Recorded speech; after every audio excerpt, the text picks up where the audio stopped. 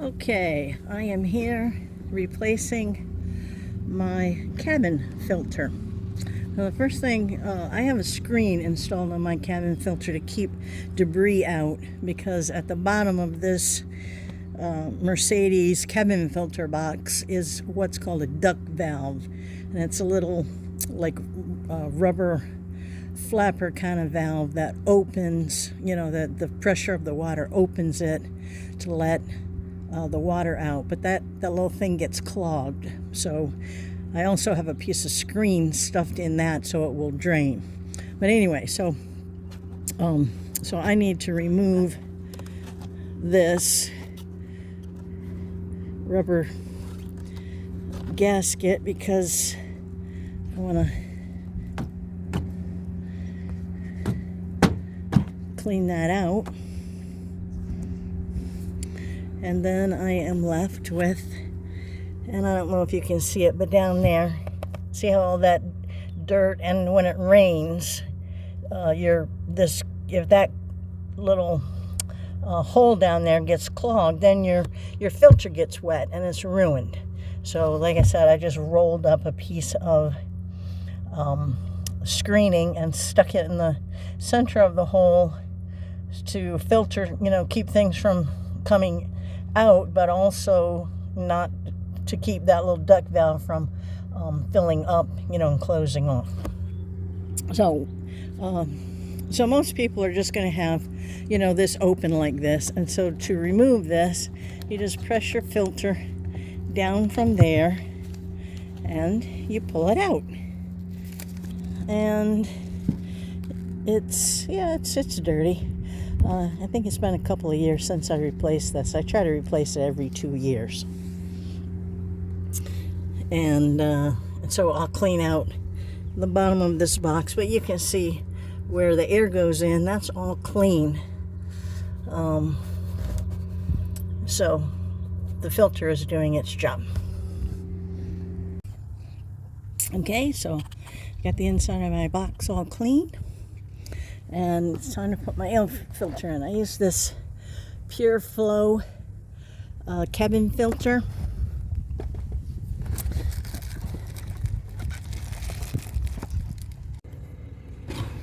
Okay, here's the new Purolator filter. Now, one thing you need to do is look under these flaps and find the airflow direction, because you want to put the airflow arrows pointing towards the cab. The other thing, if you don't have any arrows, you'll find, if you buy, I don't know if you buy a different brand, you'll find they all have these little flaps all the way around. And these flaps are to help it seal against the appropriate place down in the box. So check for your airflow arrows, and then just put it straight down inside. And you want to make sure you get it seated right against those 3 little lines. And then you'll push it down a little and get it to slide into place. Then you can stick your hand down in there and make sure it's pushed down in the back, and make sure it's pushed in on the sides. And there you have it. Now you've installed an air filter. So now I just need to put my top back on, and I'll be done. As I said, I had some old screening, as you can see, in my garage. So originally I cut out a piece and laid it over the hole, and then I pressed the rubber gasket on top of it. But now that it's basically a fixture of my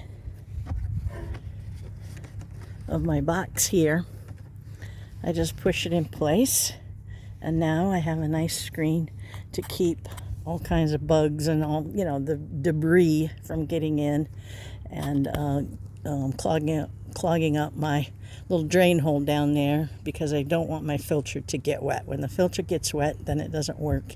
And, I don't want my cabin air contaminated with a wet, moldy filter. For people who, didn't put a screen in, you wouldn't have removed this. You would just, take your filter out. But if you have put in a screen like I do to protect the debris, just make sure it's all pressed back into place, and you're done with your cabin filter replacement.